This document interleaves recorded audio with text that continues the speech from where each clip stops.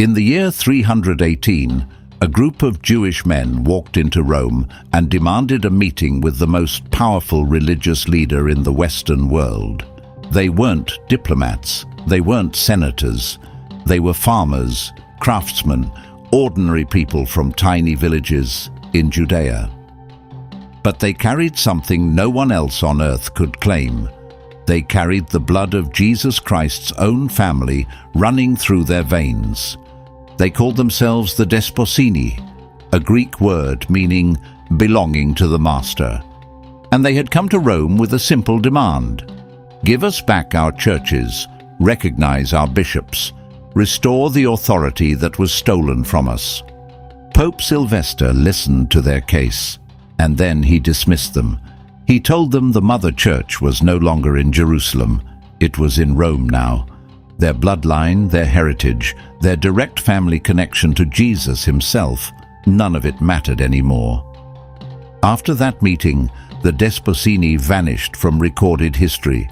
No more petitions, no more demands, just silence. So what happened to the physical descendants of the family of Jesus? Where did they come from? What did they endure? And why does almost nobody talk about them today? To answer that, we need to go all the way back to a small town in Galilee about 2,000 years ago. And what we find there is going to challenge almost everything you think you know about the early church. Everyone knows Jesus grew up in Nazareth. What most people don't think about is that he grew up in a family, a real physical crowded household in a dusty village where everyone knew everyone else's business. Nazareth in the 1st century was not a city. It wasn't even a proper town by most standards. Archaeologists estimate it had somewhere between 200 and 400 people. Everyone knew everyone. Families were large, homes were small, and privacy was essentially non-existent. The Gospels of Matthew and Mark both mention his brothers by name: James, Joseph, Simon, and Judas.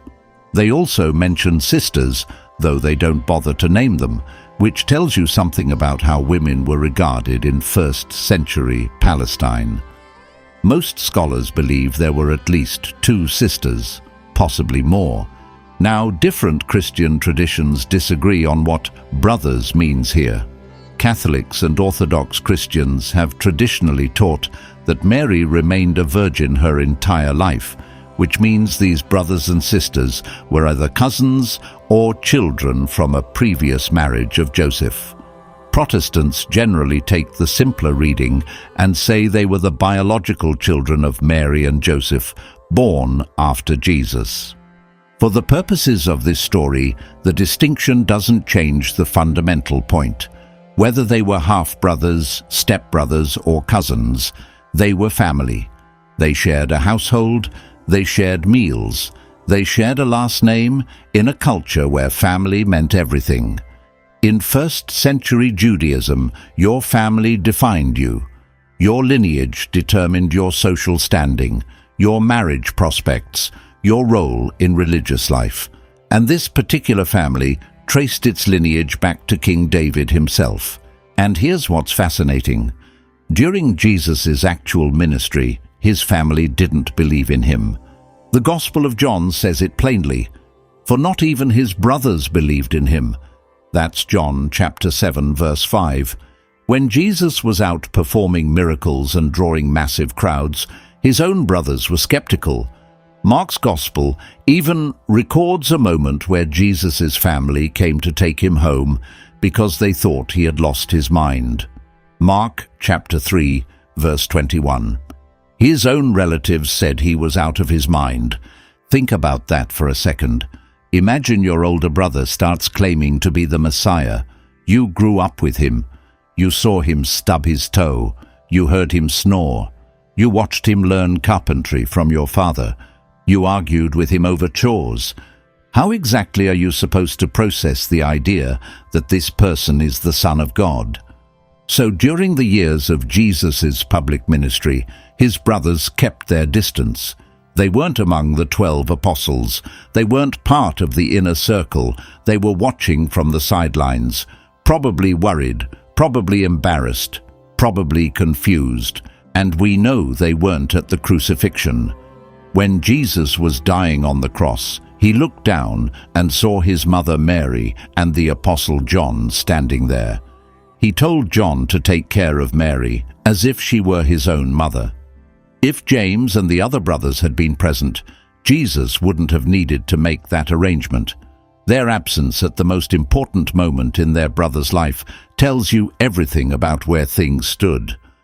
But then something changed, and it changed everything.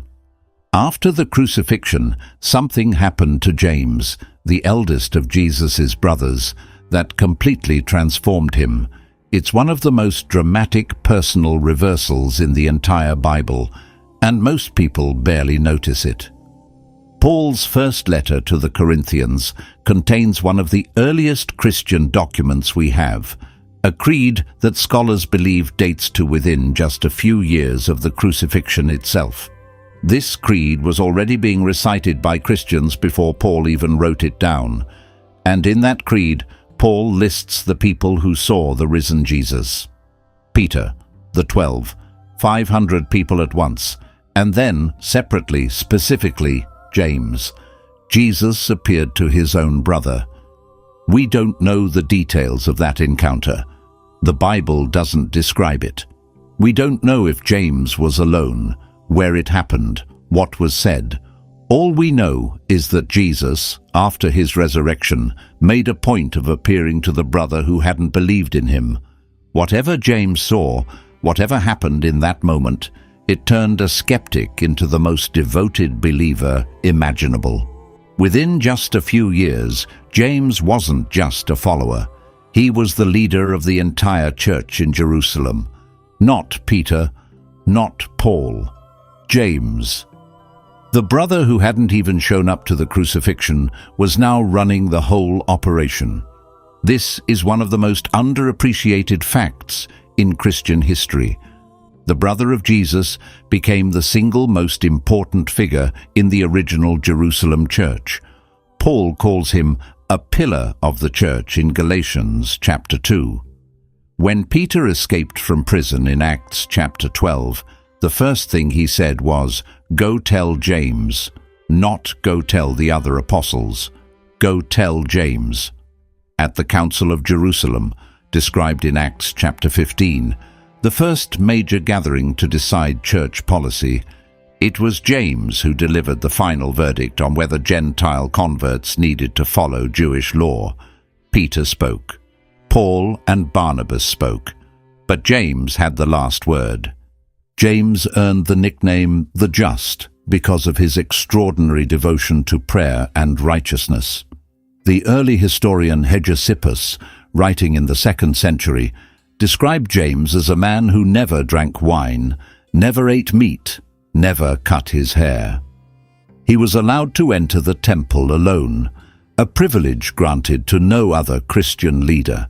He spent so much time on his knees, praying in the temple, that his knees reportedly became calloused and hard like a camel's.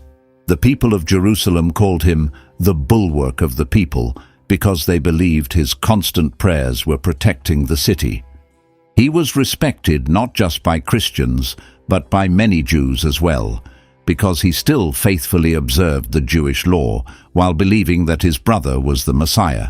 He walked a tightrope between two worlds, trying to hold together a movement that included both devout Jews who kept every commandment and Gentile converts who had never set foot in a synagogue. James wrote the epistle that bears his name, a letter in the New Testament that focuses not on theology, but on practical living. "Faith without works is dead," he wrote. "It's the most Jewish-sounding book in the entire New Testament." And that makes sense. James was a Jew who believed his brother was the Christ. He didn't stop being Jewish. He brought his entire heritage with him into the new faith. But walking that tightrope between worlds made him a target. And the way he died is one of the most harrowing stories in early Christian history. In the year 62, something happened that would send shockwaves through Jerusalem. The Roman governor Festus died, and there was a gap before his replacement, a man named Albinus, could arrive from Rome. During that gap, there was no Roman authority in Jerusalem to keep order. The high priest at the time was a man named Ananus ben Ananus. He was aggressive, politically ambitious, and he belonged to the Sadducee faction, which was hostile to the growing Christian movement. Ananus saw an opportunity. With no Roman governor watching, he convened an emergency session of the Sanhedrin and accused James of breaking the law.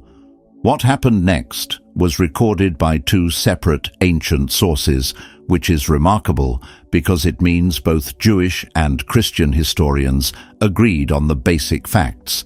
The Jewish historian Josephus, who was not a Christian and had no reason to embellish the story in James's favor, wrote in his Antiquities of the Jews that James was condemned by the Sanhedrin and stoned to death. Josephus even noted that many Jews in Jerusalem were outraged by the illegal proceedings. The Sanhedrin had no authority to convene a capital trial without the Roman governor's approval, and Ananus had overstepped his bounds. The backlash was so severe that when Albinus finally arrived, he had Ananus removed from the high priesthood. The Christian historian Hegesippus gives a more dramatic and detailed account. According to him, the scribes and Pharisees brought James to the pinnacle of the temple during Passover, when the city was packed with pilgrims. They stood him up where everyone could see him, and they demanded that he renounce Jesus before the assembled crowd. They expected him to comply. After all, James was an old man by now, and the threat of death tends to focus the mind. Instead, James proclaimed that Jesus was the Son of Man, seated at the right hand of God, and that he would return on the clouds of heaven. The crowd below erupted. Some began singing hosannas. The Pharisees on the roof panicked. They shoved James off the pinnacle of the temple. The fall didn't kill him. He landed, broken but alive, and managed to get to his knees. He began to pray, "Lord God, Father, forgive them. They do not know what they are doing." The same words, almost exactly, that his brother had spoken from the cross decades earlier. The crowd below began stoning him as he prayed. One of the priests, a descendant of the Rechabites mentioned in the book of Jeremiah, tried to stop them. "Cease," he shouted. "The just man is praying for us." But it was too late. A laundryman standing nearby, a fuller by trade, picked up one of his heavy wooden clubs, the kind used to beat wet garments, and smashed James over the head with a single blow. James the Just, brother of Jesus Christ, first bishop of Jerusalem, was dead. The death of James shocked the entire city. Even non-Christian Jews were horrified that the most righteous man in Jerusalem had been murdered through an illegal kangaroo court. Josephus went so far as to suggest that the destruction of Jerusalem by the Romans 8 years later was divine punishment for what happened to James. Whether or not you believe that, the timing is hard to ignore. The most righteous man in Jerusalem was killed in 62. And the city was obliterated in 70. But for the family of Jesus, the murder of James was just the beginning of their troubles. After James was killed, the Jerusalem church needed a new leader, and once again, they chose a family member. His name was Simeon, sometimes written as Simeon, and he was the son of Clopas. Now, Clopas was the brother of Joseph, which made Simeon a first cousin of Jesus. Some traditions say Clopas was actually the same person as Cleopas, one of the two disciples who encountered the risen Jesus on the road to Emmaus in Luke chapter 24. If that's true, then Simeon's own father had walked with the resurrected Christ without recognizing him until the moment of the breaking of bread.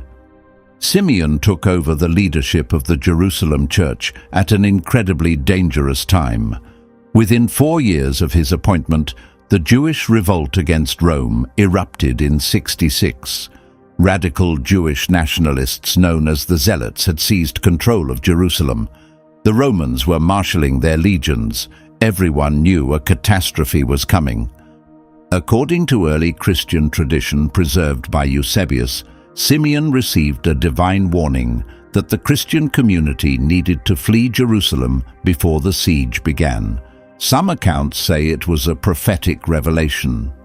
Others say it was simply good judgment based on Jesus' own warnings about the destruction of the temple, recorded in Matthew chapter 24 and Luke chapter 21. Jesus had told his followers that when they saw armies surrounding Jerusalem, they should flee to the mountains without looking back. Whatever the source of the warning, Simeon acted decisively. He led the entire congregation, every man, woman, and child, across the Jordan River to a small Gentile town called Pella in the Decapolis region. It was a calculated move.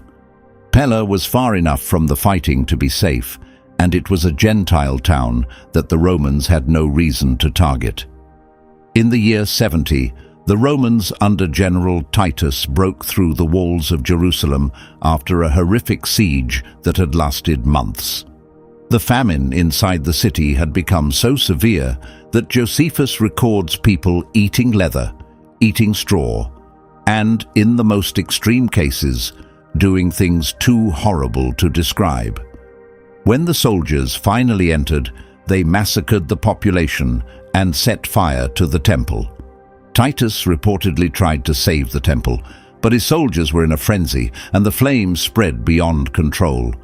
The temple, the center of Jewish religious life for 1,000 years, the place where James had prayed until his knees turned to stone, was reduced to rubble.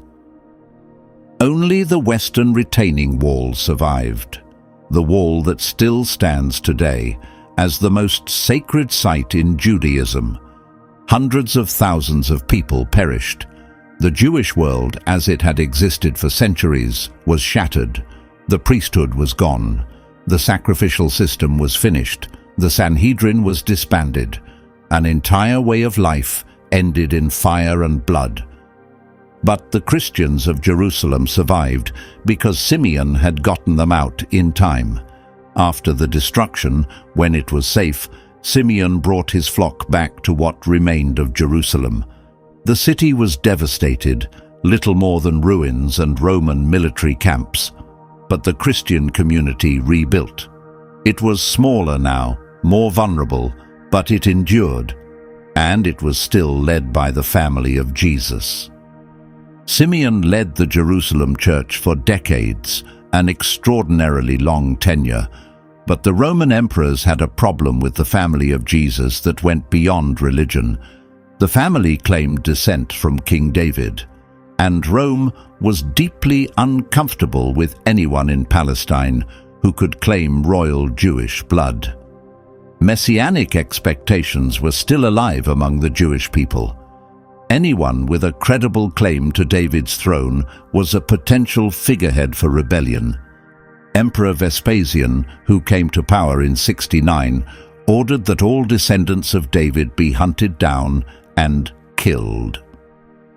It was a systematic campaign of genealogical extermination. His son, Domitian, continued the policy with even greater intensity. And this is where we get one of the most remarkable stories in early Christian history, a story that comes directly from ancient sources and sounds almost too dramatic to be real. Sometime during the reign of Domitian, which lasted from 81 to 96, informers reported to the emperor that there were still living grandsons of Jude, the brother of Jesus. These weren't just any Christians. They were blood relatives of the man whose followers had spread across the entire Roman Empire, and they claimed descent from David. Domitian was a paranoid and cruel emperor. He ordered the grandsons of Jude brought before him in Rome. The historian Hegesippus, whose account was preserved by the later historian Eusebius, tells us what happened in that imperial audience chamber These two young men, whose names are believed to have been Zochar and James, based on records preserved at the Bodleian Library at Oxford, were dragged before the Roman emperor. Domitian asked them point-blank if they were descendants of David. They said yes. There was no point lying. Everyone knew who they were. Then he asked them about their property and their wealth, trying to determine if they had the resources to fund an insurrection. They told the emperor that between the two of them, they owned about 39 acres of land, valued at about 9,000 denarii, and they worked it themselves with their own hands to pay their taxes and feed their families. Then, to prove their point, they held out their hands for the emperor to inspect. Their palms were calloused, cracked, and rough from years of digging, planting, and harvesting. These were the hands of subsistence farmers, not revolutionaries, not kings in waiting, just men who worked the soil from sunup to sundown. Then Domitian asked the question that really mattered. What is the kingdom of Christ? When will it come? Is it a political kingdom? Are you planning something? The grandsons of Jude told the emperor that Christ's kingdom was not of this world. It was not earthly or political. It would come at the end of the age, when Christ would return in glory to judge the living and the dead. They were echoing their great-uncle's own words. Jesus himself had said essentially the same thing to Pontius Pilate decades earlier, when Pilate asked him if he was a king. Domitian looked at these rough-handed farmers, heard their talk of a spiritual kingdom that would arrive only at the end of time, and decided they were beneath his concern. He waved his hand. He dismissed them with contempt and let them go. But the story doesn't end with their release. Hegesippus tells us that after being freed, these grandsons of Jude went home and became leaders of churches in their communities. They were respected and honored both because of their courage in testifying before the emperor and because they were relatives of the Lord. They governed churches throughout Palestine. They were looked up to. People followed them because of who their family was.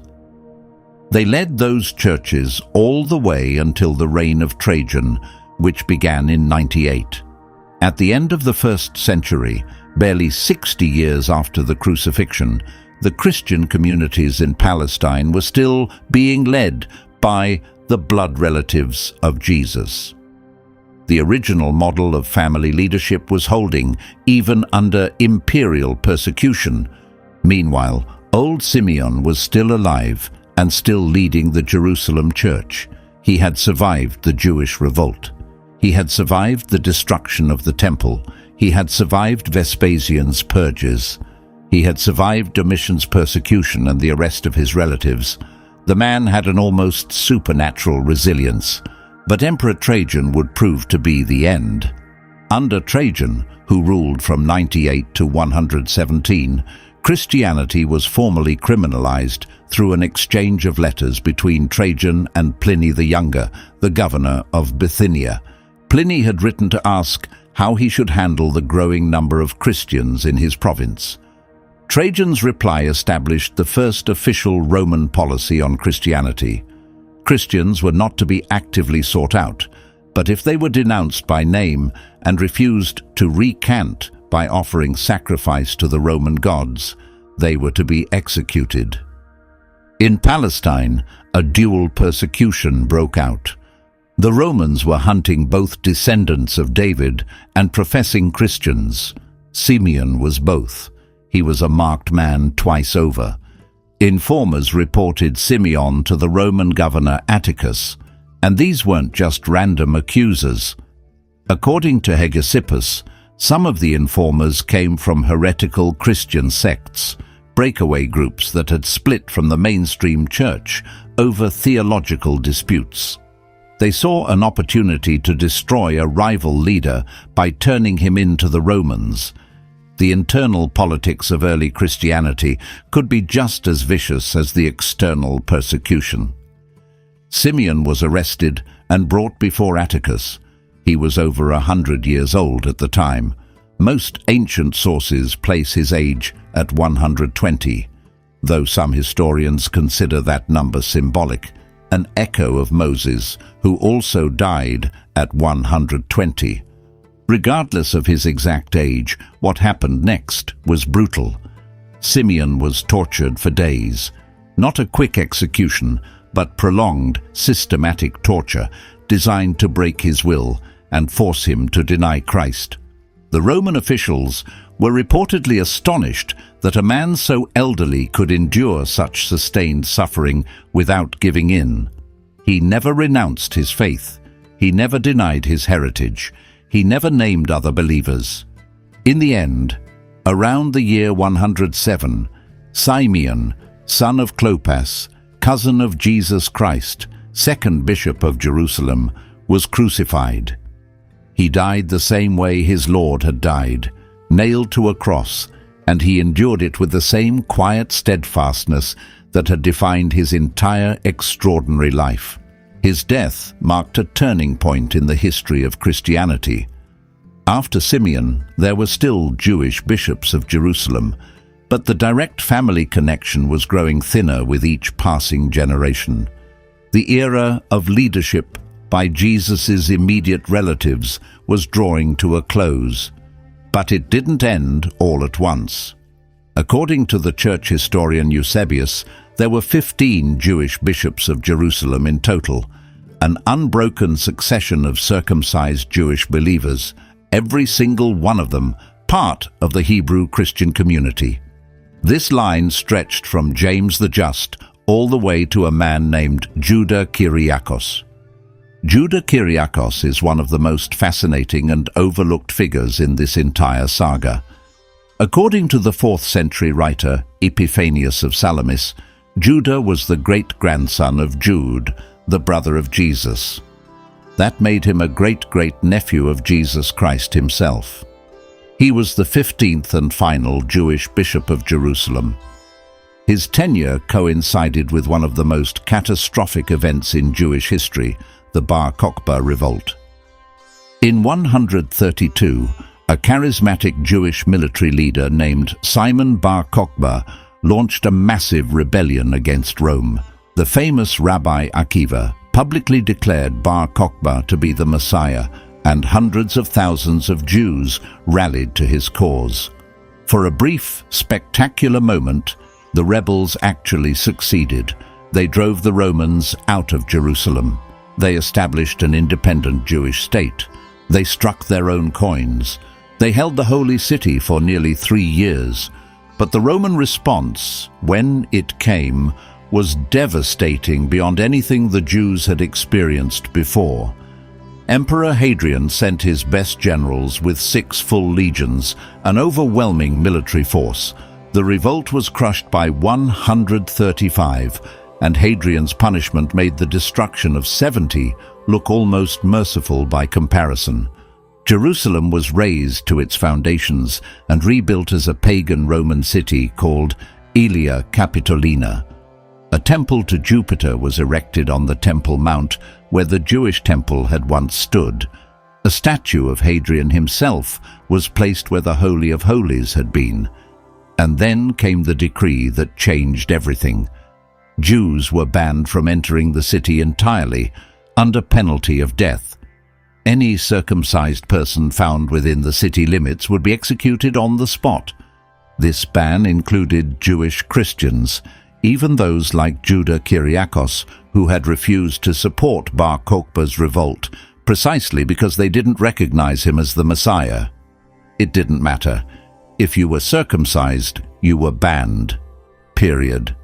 The Desposini, who had been based in Jerusalem and the surrounding region for over a century, were suddenly exiles in their own ancestral homeland, the city where James had led the church, where Simeon had rebuilt after the first destruction, where generation after generation of Jesus' relatives had served as bishops, was now forbidden to them.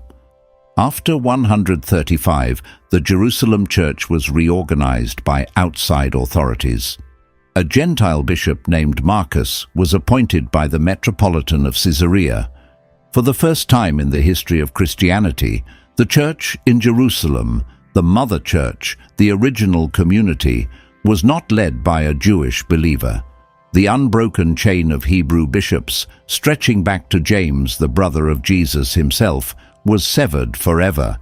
Judah Kyriakos survived the revolt. According to later sources, he lived until around 148, well into the reign of Emperor Antoninus Pius. But he could no longer function as a resident bishop of Jerusalem.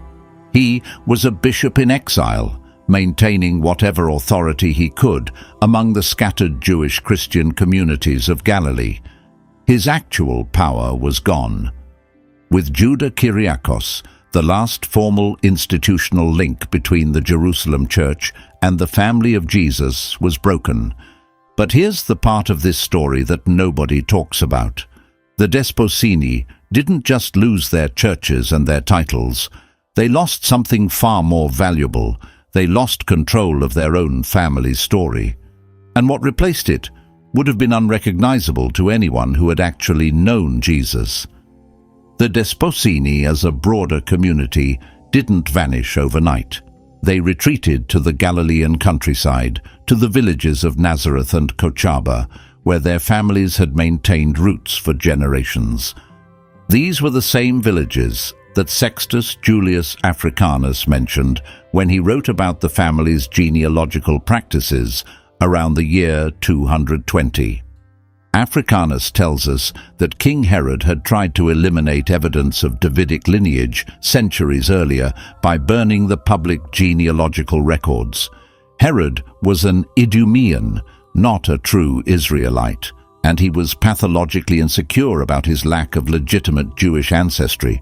So he ordered the archives destroyed, hoping that if nobody could prove their descent from David, nobody could challenge his right to rule. But the relatives of Jesus were not so easily erased. A few careful families had kept private records. They preserved their genealogies from memory and from personal family documents, passed down from parent to child, like sacred heirlooms. They took pride in maintaining the knowledge of their ancestry, even when that knowledge could get them killed. Africanus says the Desposini drew their genealogy from memory and from the book of daily records as faithfully as possible. These were families who knew exactly who they were, who their ancestors were, and how they connected back to the household in Nazareth. In a world where most people couldn't trace their family back more than 2 or 3 generations, the Desposini maintained meticulous records going back centuries. According to Malachi Martin, every early community of Jewish Christians was governed by a Desposini patriarch. Each of these leaders carried one of the traditional family names: Zachary, Joseph, John, James, Joses, Simeon, Matthias. But none of them were ever named Jesus. That name was set apart, too sacred for anyone else in the family to carry, even those who bore his blood. Some of these leaders claimed descent from both King David through the royal line and from the priestly line of Aaron through other family branches. If those claims were accurate, it meant they held dual authority: the right to rule and the right to serve at the altar. An extraordinary concentration of symbolic power in a handful of farming families from Palestinian villages nobody had heard of.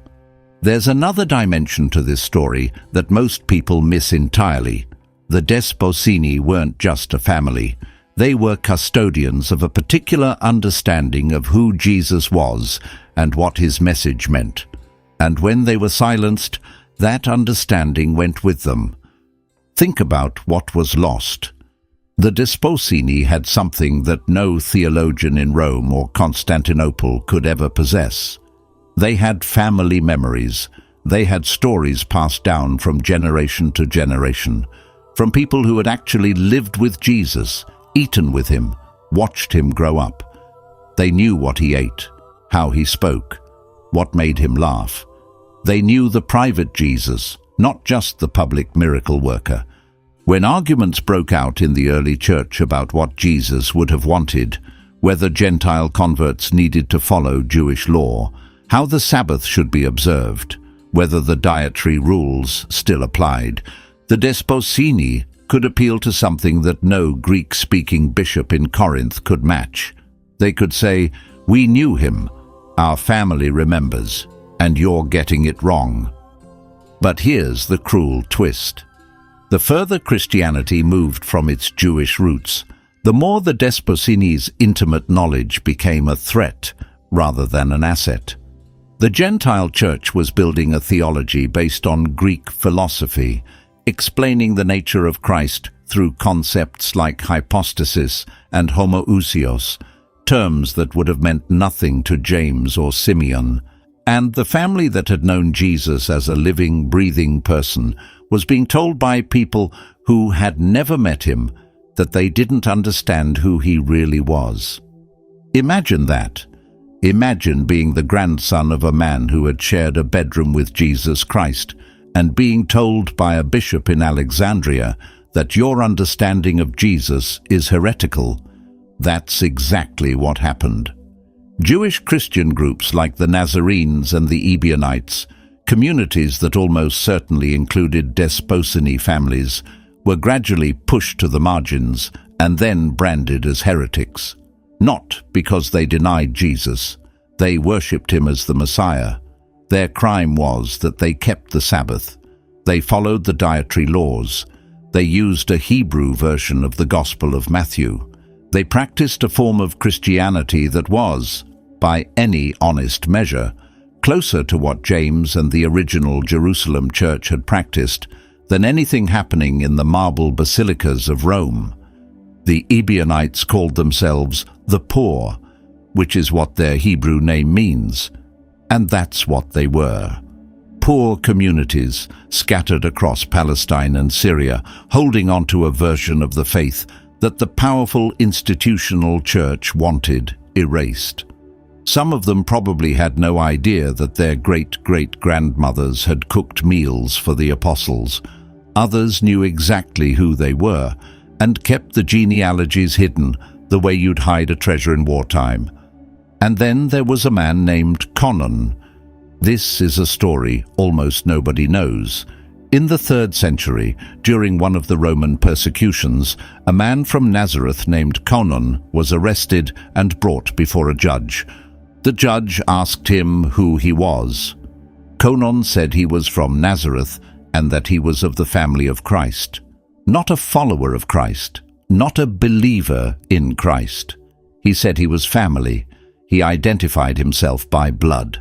In the middle of a Roman persecution, when claiming any connection to Christianity could get you killed, this man stood up and said, "I am from his family." Conon was martyred, but his name survived in records maintained by families in the Galilee region, families that the Cambridge scholar Richard Bockham has traced in genealogical documents going back to the 2nd century. Conon wasn't a legend. He was a real person with a real bloodline, making a real claim in front of a real Roman judge. And he died for it. That means at least 200 years after the crucifixion, there were people in Nazareth who still identified themselves as relatives of Jesus. Not metaphorically, not spiritually, by blood. They knew their lineage. They kept their records, and when the moment came, they were willing to die for the name they carried. That's the kind of conviction you don't get from reading a theology book. That comes from knowing in your bones that the man the whole world argues about was your family. For the next 2 centuries after the Bar Kokhba revolt, the Desposini lived in a kind of quiet twilight. They were known within their communities. They maintained their traditions, but they were increasingly invisible to the wider Christian world, which was now centered in Rome, Constantinople, Alexandria, and Antioch. The shift in Christianity's center of gravity was seismic. Within a single generation of the apostles, the faith had gone from a Jewish movement led by the family of Jesus to a Gentile institution led by Greek-speaking bishops who owed nothing to the household of Nazareth, Paul's missions had opened the floodgates. Gentile converts poured in by the tens of thousands. The theology was being articulated in Greek philosophical categories, borrowed from Plato and Aristotle. The liturgy was conducted in Greek and Latin. The Jewish practices that Jesus himself had observed, the Sabbath, the feast days, the dietary laws, were being abandoned as obsolete remnants of the Old Covenant. In the Galilean villages, the Desposini kept the Sabbath. They observed Passover and the Feast of Tabernacles. They circumcised their sons. They studied Torah. They believed in Jesus as the Messiah, but they worshipped in a way that would have been unrecognizable to the Christians in Rome and utterly familiar to the Jews down the street. They were caught between two worlds, rejected by mainstream Judaism for believing in Jesus and marginalized by mainstream Christianity for remaining Jewish. It was a lonely position, and it only got lonelier as the centuries passed. But the Desposini had one last card to play, one final chance to reclaim what had been taken from them. And when that moment came, in a Roman audience chamber in the year 318, everything the family of Jesus had endured for 3 centuries came down to a single conversation. And then came the year 318 and the meeting with Pope Sylvester that we started this story with. The meeting that changed everything, or rather confirmed that everything had already changed. Constantine had legalized Christianity just 5 years earlier. The church was being reorganized with imperial backing. Bishops were receiving political authority, tax exemptions, and government funding. The institutional church was becoming a power structure on a scale that James and Simeon could never have imagined. The Desposini saw this transformation happening and decided it was now or never. If the church was being rebuilt, they wanted their place restored. A delegation led by a man named Joseph, the oldest among them, traveled to Rome and secured an audience with Sylvester. They presented their demands: revoke the Greek bishops, appoint Desposini bishops in Jerusalem, Antioch, Ephesus, and Alexandria, restore the financial contributions to Jerusalem as the mother church, reintroduce the Sabbath and the biblical feast days. Sylvester said no to everything. The mother church is in Rome now. Accept the Greek bishops. The Jewish law is fulfilled and superseded. This conversation is over. Martin notes something remarkable about this rejection.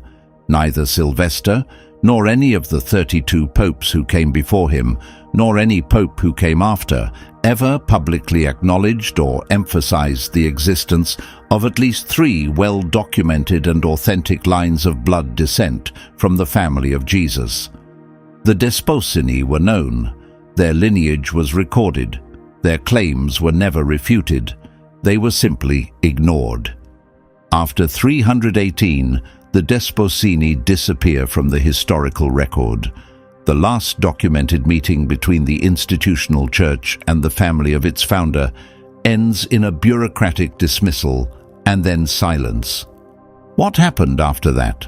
Several possibilities, and none of them have happy endings. Some Desposini probably assimilated into mainstream Christianity, abandoning their distinctive practices and their family identity to survive in a world that no longer valued either. Some likely lost track of their lineage over the generations. Without institutional support, without public archives, family trees fade. Within 3 or 4 generations of the meeting with Sylvester, most Desposini families may have simply forgotten who they were. The children stopped asking. The grandchildren never knew there was a question to ask, and some may have held on longer than anyone realizes. We already talked about Conon in the 3rd century. Bockham's research suggests that certain families in the Galilee region preserved genealogical traditions that may stretch back even further. These aren't conspiracy theories. These are careful academic arguments based on real documentary evidence. Then there's the fiction, the Da Vinci Code, Holy Blood, Holy Grail, the Knights Templar, the Priory of Sion, all of it built on the false premise that Jesus married Mary Magdalene and founded a secret European dynasty. None of it holds up to 5 minutes of serious historical scrutiny. The real Desposini weren't hiding in French castles. They were farming 39 acres of rocky Palestinian soil and praying that the next emperor wouldn't order their execution. The story of the Desposini matters because it reveals something essential about how Christianity became what it is today, and it raises questions that most churches would prefer not to answer. Think about what the early church looked like before Rome took control. There was no pope. There was no Vatican. There were no cardinals, no elaborate liturgies in Latin, no stained glass cathedrals. There was a family, a Jewish family in a small town, leading small communities of believers who gathered in homes and shared meals and remembered the stories of a man they had known personally. The first church service wasn't held in a basilica. It was held around a dinner table. The first communion wasn't performed with silver chalices and wafers. It was bread broken by the hands of people who had broken bread with Jesus himself. The first sermon wasn't delivered from a marble pulpit. It was spoken by James, a man who had grown up sharing a room with the Messiah. That's the Christianity that existed before the institutions, before the councils, before the creeds, and the people who embodied it most fully were the Desposini. When we talk about getting back to the early church, which is something Christians of every denomination love to say, we rarely mean what we think we mean. Getting back to the early church doesn't mean contemporary worship music and casual dress codes. It means a Jewish family in Galilee keeping the Sabbath, observing the feasts, and telling stories about their brother and cousin and uncle who rose from the dead. It means calloused hands and dirt floors, and a faith so intimate it didn't need a building. That's what was lost when the Desposini were dismissed. Not just a bloodline, not just a political claim, an entire way of being Christian that the world has almost completely forgotten. In the beginning, the faith was a family affair. James ran the church. Simeon succeeded him. Jude's grandsons governed communities. Authority flowed through blood and memory and shared meals in small houses where everyone could remember the man who started it all. That model was replaced over 3 centuries by an institutional hierarchy headquartered in Rome, operating in Greek and Latin, governed by bishops who had never seen Palestine and whose authority derived from apostolic succession rather than family connection. Both models had strengths. The family model preserved intimacy, continuity, and direct witness. The institutional model enabled growth, organization, and adaptation to a diverse, multicultural world. But the transition from one to the other was not gentle, and it was not inevitable. It was the result of specific choices made by specific people, and it came at the cost of erasing the very family that made Christianity possible. There's a deep irony that's hard to miss. The faith that teaches its followers to call God Father. The faith that emphasizes spiritual family and belonging. The faith that calls the church the body of Christ. That faith told the actual, physical family of Christ that their blood didn't count. James the Just, who prayed so hard his knees turned to leather and was martyred for refusing to deny his brother. Simeon, who led his people to safety before Jerusalem burned, who survived 4 emperors and who was crucified at an age when most people had been dead for decades. The grandsons of Jude, who stood before the most powerful man in the world and showed him their calloused hands and told him the kingdom of Christ is not of this world. Judah Kyriakos, the last Jewish bishop, who held his title even as the Romans banned him from his own city. These are not fictional characters. These are documented historical figures, attested by multiple independent sources, Christian, Jewish, and Roman. They are as real as any figure from the ancient world, and yet most Christians have never heard their names. The most sacred family line in human history didn't end with a dramatic last stand. It ended with a handshake and a closed door in a Roman office, a shake of the head from a pope who had bigger concerns than a group of Galilean farmers with ancient genealogies and outdated traditions. And somewhere out there, scattered across the centuries, mixed into the vast ocean of human genealogy, the blood of the family of Jesus flows on, in people who will never know it, in families that lost the records generations ago, in descendants who have no idea that their ancestors once stood before emperors and professed, with quiet certainty, that the kingdom of Christ is not of this world. That is the story of the Descendants, the forgotten family of Jesus, a story that was buried for 1700 years, until now. But the Descendants weren't the only ones the early church tried to silence. There were entire gospels, entire communities, entire versions of Christianity that were declared heretical and erased from history. And some of what they believed will genuinely shock you. That story is the video on screen right now. Click it. And if you made it to the end of this one, you're clearly not someone who accepts the surface-level version of things. Hit subscribe.